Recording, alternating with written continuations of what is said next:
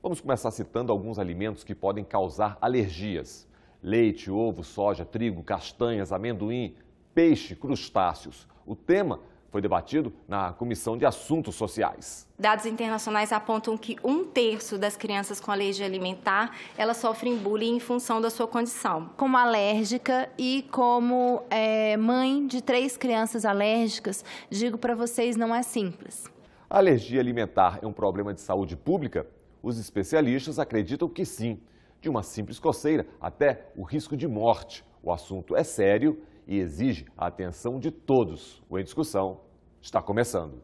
A alergia alimentar, ela sem dúvida hoje é um problema de saúde pública. A alergia alimentar, ela ocorre, é uma reação exagerada do organismo toda vez que ele entra em contato com um determinado alimento, por ingestão ou por inalação ou contato com a pele. As reações, elas variam bastante, desde as mais leves até as mais graves. A forma mais grave de alergia alimentar é a anafilaxia, que acontece, o mais famoso, as pessoas mais conhecem, o edema de glote, aquele que fecha a garganta, pode levar a pessoa à morte se não socorrida a tempo e de forma adequada. Qualquer alimento pode causar alergia, mas existem 8 alimentos que são responsáveis pelas principais reações alérgicas, pelo maior número de reações alérgicas. E as alergias alimentares, elas podem aparecer em qualquer idade e elas afetam tanto adultos quanto crianças. O número de novos casos e a gravidade das reações parece estar aumentando em todo o mundo e o Brasil acompanha essa tendência. Crianças em idade precoce apresentam reações anafiláticas com maior frequência, visto que os alimentos são os principais desencadeantes da anafilaxia na infância. O número de novos alimentos identificados como alérgenos aumenta e não existe uma forma de prevenir o seu aparecimento. Apesar das linhas de pesquisas atuais, o único tratamento realmente efetivo até o momento é a restrição completa das proteínas alergênicas, que é uma tarefa difícil, especialmente na faixa pediátrica. Paralelamente, conceitos equivocados e dificuldades no diagnóstico dão margem ao superdiagnóstico, culminando em dietas amplas e desnecessárias. Alguns alimentos, como amendoim, castanha, peixes e frutos do mar, são tipicamente persistentes por toda a vida. Apesar do potencial efeito protetor da dessensibilização oral a alimentos, o procedimento apresenta riscos e não deve ser realizado por profissional inexperiente. A gente tem aumentado o número de diagnósticos, mas também tem aumentado o número de pessoas com alergia.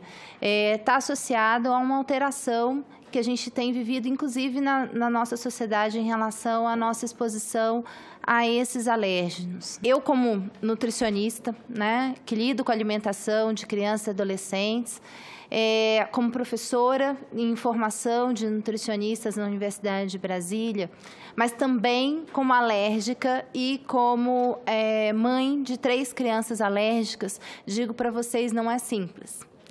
Não é simples ser um alérgico numa sociedade que está acostumada a banalizar as situações e as condições que a gente tem. Para o estabelecimento de um ambiente seguro para essa criança e também para o adulto, mas em especial para a criança, que ela não consegue gerir isso de uma maneira autônoma, é importante que os pais, eles precisam dessa parceria com os familiares, precisam da parceria com os amigos, eles precisam da parceria com a sociedade como um todo.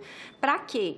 Para garantir a proteção dessa criança, para garantir uma melhoria de qualidade de vida para ela e também para garantir um pleno desenvolvimento. A vida social dessa criança, ela é muito impactada, Ela tem poucas vivências autônomas, ela tem vivências sociais extremamente limitadas, o que não contribui para o pleno desenvolvimento dela. Na verdade, é extremamente complexo o impacto da alergia alimentar, porque são N aspectos da vida das crianças alérgicas, da família das crianças e dos adultos alérgicos que é impactada. A criança alérgica e as festas de aniversário, o papel da escola, a nutricionista e os cuidados com seus 3 filhos, todos alérgicos. Eu, quando descobri a alergia dos meus filhos, há 4 anos atrás, eles já tinham passado por condições em que a alergia tinha colocado eles em condições, às vezes, muito desfavoráveis, adoeciam com muita frequência. Hoje, a gente tem um diagnóstico, as pessoas conhecem mais o processo de diagnóstico, mas eu digo para vocês que assumir, ter o diagnóstico da alergia faz com que a gente, enquanto mãe, enquanto profissional de saúde, às vezes nos coloquemos em situações em que, bom, o que a gente faz agora? Né? Ao mandar o nosso filho para a escola, o que a gente tem que fazer com que o meu filho saiba e, na verdade, como que a escola pode lidar com a questão da alimentação nesse ambiente. Os meus filhos, quando foram para a escola com alergia, inicialmente, as pessoas até diziam assim, não tem problema, é só um pouquinho. Não tem problema, um deles tem alergia a leite de vaca e não tem problema, não tem leite, só tem manteiga. E, às vezes, é isso. Não basta dizer para a criança, não, é só ela não comer. Numa festa de aniversário de criança, em que uma criança vai para essa festa de aniversário e ela não sabe se lá, normalmente, o que eu, como mãe, fazia? Vou mandar lanchado, para não ter perigo de ter que comer. Mas as crianças em si, elas insistem umas com as outras, come só um pouquinho, não, é tão bom, é tão gostoso.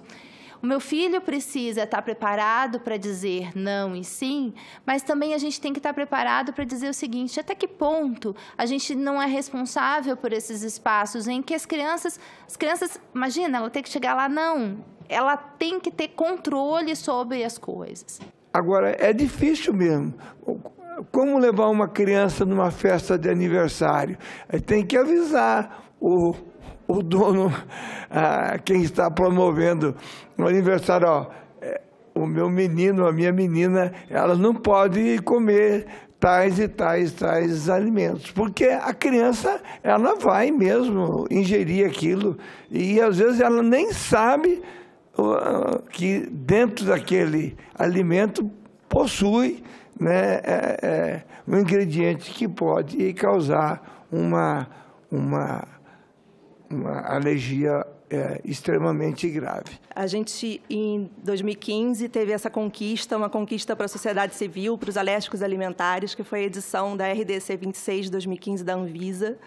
Essa norma regulamenta os principais alergênicos nos alimentos, o destaque obrigatório desses principais alergênicos nos alimentos. Ela se caracteriza por uma construção democrática, com bastante diálogo com todos os setores da sociedade e ela garante esses direitos nas prateleiras do mercado e ela se caracterizou ainda pela intensa participação social em todas as fases de construção da norma. A gente precisa levar também esse debate para as escolas. São muitos os casos de reação alérgica no ambiente escolar, até porque é um ambiente em que as crianças e os adolescentes passam boa parte do tempo. Essas reações alérgicas, normalmente, elas acontecem por desconhecimento, porque as escolas não estão preparadas em grande número para receber a criança com alergia alimentar. Então, elas precisam saber o que é alergia, o que causa, como a gente evita a reação, o que a gente faz em caso de reação. Então, a gente precisa também envolver a comunidade escolar como um todo nesse processo. A gente tem relatos, inclusive, de crianças que chegam a ter a matrícula recusada. E isso não pode acontecer. A gente precisa mudar esse cenário. A gente tem uma legislação de alimentação escolar muito boa, com a inclusão daqueles que têm necessidades alimentares especiais. E a gente precisa fazer valer o que está na lei. Muitas vezes, os pais adiam a escolarização dos filhos em virtude da falta de preparo da escola em lidar com as crianças alérgicas, tanto no sentido de manter a integridade física, evitando contato com alérgeno, quanto no sentido de propor práticas, atividades pedagógicas que sejam de fato inclusivas, mesmo naquelas atividades que envolvam os alimentos. E mesmo quando as crianças precisam frequentar a escola, afinal, uma hora elas precisam ir, né? Graças a Deus. Mas esse sentimento de viver com risco, ele permeia esse momento de enviar a criança para a escola e a criança estar na escola, porque diante desse despreparo, às vezes, da equipe escolar. E dados internacionais, eles nos apontam que cerca de 16% a 18% das crianças com alergia alimentar, elas apresentam uma reação alérgica no ambiente escolar. E sendo, além do mais, as crianças, se a escola ela não realiza uma inclusão de fato, aumenta o sentimento dessas crianças alérgicas de se sentirem diferentes e elas começam a se sentir excluídas. Fato esses que contribuem para o aumento do bullying, que também é comum em crianças alérgicas. Dados internacionais apontam que 1/3 das crianças com alergia alimentar, elas sofrem bullying em função da sua condição. A gente, como foi falado, a gente já conseguiu essa conquista muito grande, que é a informação no rótulo, que garante aos alérgicos alimentares mais segurança na hora de comprar um produto quando a gente está no mercado. Mas a gente precisa ampliar esse debate e levar esse assunto para outros locais. O primeiro já começa dentro de casa. Quando a gente sai de um consultório com um diagnóstico de alergia alimentar, a gente fica perdido. A gente fica, o que eu vou fazer agora? Como é que eu vou viver sem o leite? Como é que meu filho vai ficar sem o ovo? O que eu vou fazer? Então, a gente precisa se adaptar, precisa se reinventar e a gente precisa convencer aqueles que estão à nossa volta, porque a única forma da gente evitar uma reação alérgica é tirando totalmente o alimento que causa alergia da nossa dieta ou da dieta do nosso filho. E a gente precisa, então, convencer companheiro, companheira, convencer a sogra, o sogro, os familiares, os amigos. A mãe que amamenta, como foi o meu caso, quando muitos bebezinhos recebem um diagnóstico de alergia alimentar ainda, quando estão mamando no peito, a mãe que amamenta, se ela já precisa de apoio, né, de todo mundo, da sociedade, da família, do Estado para amamentar, uma mãe que amamenta precisa desse apoio em dobro, uma mãe que amamenta um bebê com alergia alimentar. Dos consultórios médicos para a academia, uma pesquisa de mestrado sobre alergia alimentar em crianças. Acompanhe. E desde as minhas pesquisas de mestrado, eu venho focando na temática da alergia alimentar. Nesse mestrado, eu investiguei as implicações da alergia alimentar na vida das famílias com crianças alérgicas e na relação fraterna. E atualmente no doutorado... Obrigada. E atualmente no doutorado, eu tenho uma parceria com a Allergy UK, que é uma organização do Reino Unido de apoio a famílias com crianças alérgicas para o desenvolvimento e avaliação de um programa de conscientização da alergia alimentar em escolas. A literatura internacional a respeito desse tema, ele nos coloca que o enfrentamento da alergia alimentar está associado com o aumento do sofrimento psíquico e a diminuição de qualidade de vida, tanto das crianças quanto dos pais, e em especial dos pais, porque cabe a esses a responsabilidade de manter essa dieta e de manter essa criança segura e sem reação. Mas como hoje a gente conta com essa pesquisa de mestrado que eu já falei anteriormente, que eu realizei pela PUC de São Paulo, que ela é recente, ela é agora de 2017, e que foi feita com mães brasileiras, de crianças brasileiras alérgicas. Então, o título da pesquisa era Alergia Alimentar em Crianças, Implicações na Vida Familiar e no Relacionamento Fraterno. E os 5 principais resultados estão elencados nesse slide, que primeiro tem a ver com as especificidades das rotinas diárias. A rotina diária da família é afetada significativamente, mostrando que a família tem uma vida completamente organizada em torno da alergia alimentar. Essa necessidade da imposição dessa restrição alimentar, da dieta, desse não pode comer determinado alimento, ela traz algumas consequências para a família. São 4 consequências que podem acontecer de acordo com o que a gente verificou na pesquisa. Conflitos internos. O que seriam isso? São sentimentos maternos de medo, tristeza, raiva e culpa diante da responsabilidade da imposição, de dizer não para essa criança, de falar, olha, não dá, você não pode comer. Conflitos com a família nuclear. O que é a família nuclear? Marido, esposa, filhos, essa família mais próxima, porque nem sempre se tem o mesmo direcionamento em como lidar com a alergia dentro do ambiente familiar ou mesmo social. Conflitos com a família extensa, que seriam avós, tios, primos, porque eles têm uma dificuldade na compreensão e de colaboração, o que pode gerar uma modificação no relacionamento com esses familiares e um possível afastamento. E o sentimento de conviver com risco, que permeia essas mães, dessas crianças, que é o sentimento de estar sempre com medo de acontecer uma reação acidental, com receio de que a reação aconteça e que ela não consiga identificar em tempo hábil para aplicar a medicação. Então, é um sentimento que permeia muito essas mães. Eu vou me atentar a esses 2 últimos resultados que referem-se aos conflitos com a família extensa e o conviver com risco. Há, de fato, uma dificuldade de compreensão e de colaboração dos familiares, dos amigos, da sociedade de uma forma geral.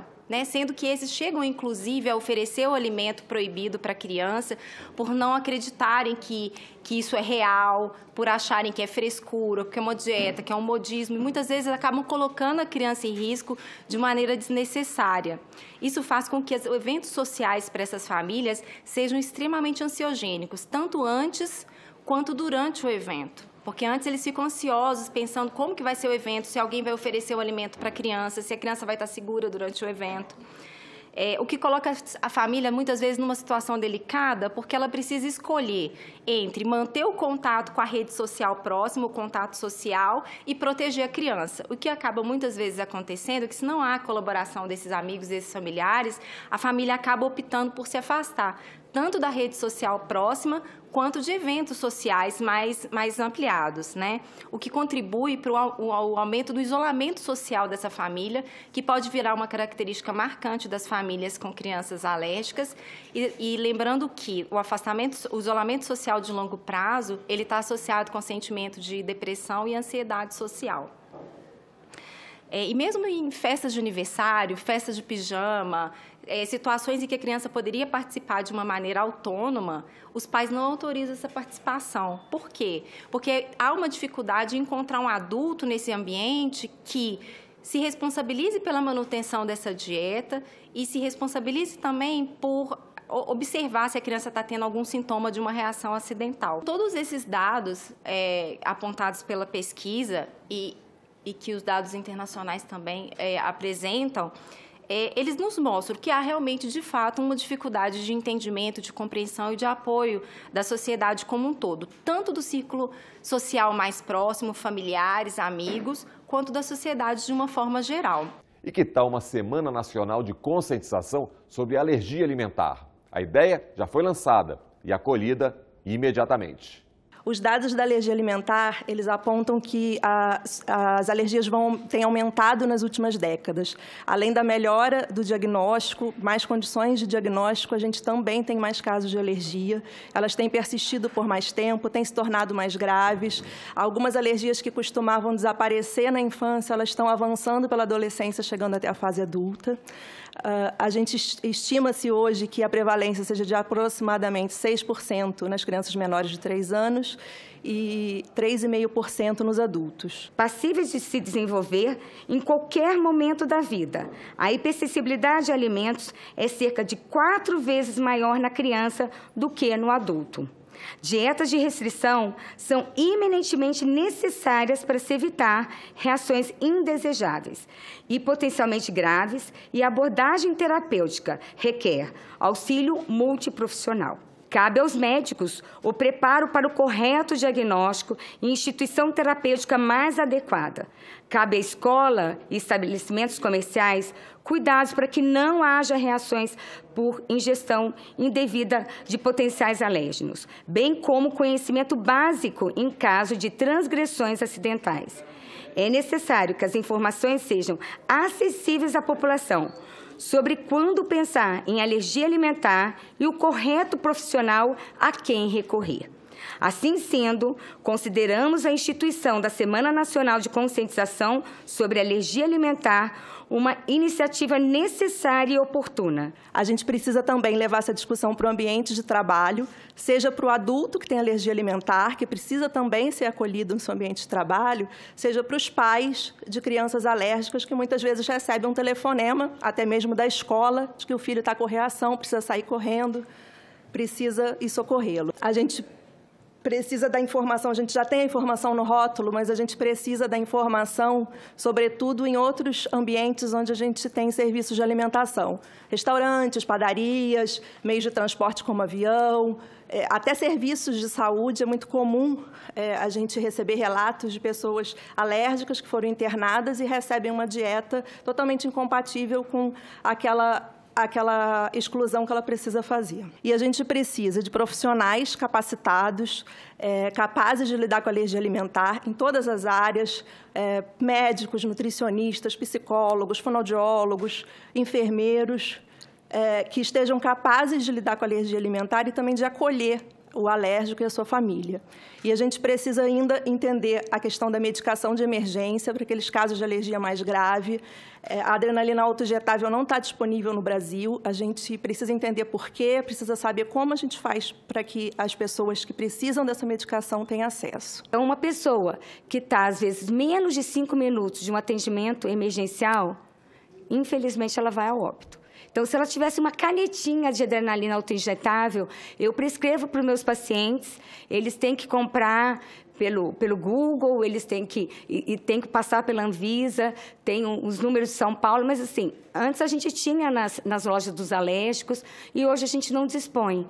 Então, realmente, eu acho que é outra, né, batalha, né, que nós, né, da Sociedade de Alergia, a gente gostaria que realmente vocês ajudasse-nos, a nós e aos nossos pacientes, que eles tivessem a disponibilidade dessa adrenalina autoinjetável, porque realmente, numa situação emergencial, às vezes está numa fazenda, longe de uma assistência médica, realmente nossos pacientes podem ir a óbito. E muitas pessoas não podem comprar, porque essa adrenalina autoinjetável, o custo é muito alto, R$700, R$900, certo? 1 a 2 doses, às vezes 3 doses. A partir do momento que a gente tem uma semana de conscientização da alergia alimentar, a gente não vai deixar a discussão só no âmbito individual do cuidado. A gente vai começar a discutir isso de maneira responsável, com os serviços de saúde, com o SUS, o quanto que os profissionais de saúde têm que saberem manejar, saberem orientar. A gente vai ter famílias em que vão ter o processo de respeito e de acolhimento dessa criança. Às vezes é necessário, sim, a gente fazer modificações na alimentação, porque às vezes a criança consome o alimento naquele espaço, ela é orientada a saber o que dizer sim, o que dizer não. Mas a gente sabe que não adianta a gente ter uma criança que esteja preparada se a sociedade não está preparada para recebê-la e acolhê-la. Né? Eu acho que a semana traz essa necessidade de que a gente reconhecer que a alergia alimentar, sim, ela é importante. No processo de adoecimento, mas também é importante no processo de acolhimento. E daí a importância de se ter uma Semana Nacional de Conscientização sobre Alergia Alimentar, porque ela pode contribuir para o aumento da informação, para o aumento da compreensão das pessoas, aumento de empatia da sociedade, da cooperação das pessoas, no sentido de estabelecer uma parceria de fato com as pessoas alérgicas, com as famílias com crianças alérgicas, para que elas possam ter uma oportunidade de melhorar a qualidade de vida e diminuir os impactos. A Semana de Conscientização de Alergia Alimentar é uma experiência internacional bem-sucedida. Ela já acontece há bastante tempo nos Estados Unidos, na Austrália e no Canadá, sempre nessa terceira semana de maio.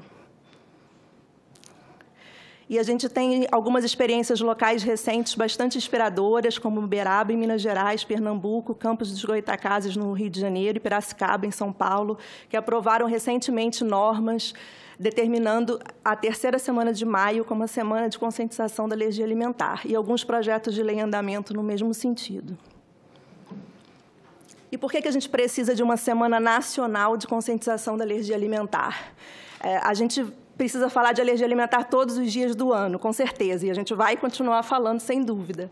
Mas quando a gente destaca um período do ano para fazer isso, a gente sai da rotina e aquela causa ganha mais destaque. A gente alcança o maior número de pessoas e consegue fazer com que a sociedade como um todo debata e discuta o problema. Eu acho que a tarefa de conscientizar a sociedade da importância desse tema, ela é uma tarefa hercúlea, porque as pessoas tendem a ignorar isso daí. Até porque os sintomas são diferentes e a gravidade também é diferente. Algumas pessoas apresentam rash, é comum, então, é uma coceira, é uma coisa, o cariforme começa a empelotar e tem situações em que a pessoa chamada choque anafilático, que é a pessoa que, se não socorrida, ela não vai resistir, né? Acaba morrendo por asfixia, parada respiratória, enfim. Então, acho que a ideia de você ter uma semana de conscientização que isso é muito mais grave do que se imagina, né? Ela é sem dúvida nenhuma, uma ideia brilhante, é importante, sobretudo nas escolas, né, eu acho, né? Porque muitas vezes a escola pública não tem uma outra alimentação para oferecer para a criança, e a criança fica realmente sem alternativas de alimentação. É uma situação bastante desigual. Isso é importante para nós que somos leigos na matéria entendermos a diversidade da alimentação, não é? Aprendemos muito com a exposição de vocês aqui. É uma coisa simples, a alimentação, mas é extremamente importante a gente se inteirar da problemática toda que ela pode nos trazer, não é? Então é muito importante. Isso não é só uma responsabilidade da família, não é só uma responsabilidade da mãe, de tentar fazer. É muito fácil a gente botar a responsabilidade em cima de alguém. Quando a gente sai do consultório, mesmo eu sendo nutricionista, no dia que eu saí do consultório com diagnóstico de alergia alimentar, eu fiquei pensando assim, bom, como é que eu vou fazer agora? Eu fico pensando assim, se eu, como nutricionista, que aprendi na universidade, como fazer alteração na minha alimentação, modificações de técnicas dietéticas para substituir o ovo, para substituir o leite, substituir a castanha, substituir os alimentos que eram alergênicos para os meus filhos, imagine uma mãe que não tem informação alguma. A gente tem que começar a assumir o que a gente precisa fazer para que a gente, de fato, consiga ter menos exclusão, fazer processos de acolhimento dessas crianças com alergia, das pessoas com alergia, porque isso é, de fato, uma realidade hoje presente na nossa sociedade. E a gente tem aí como questão de saúde pública, como questão de saúde, inclusive mental, em que as pessoas precisam reconhecer a questão da alergia como um problema que precisa ser trabalhado. E o Em Discussão fica por aqui. Você também pode acessar o programa pelo endereço senado.leg.br/TV ou pelo nosso canal no YouTube. Participe, mande sua mensagem. Obrigado pela companhia e até o nosso próximo Em Discussão.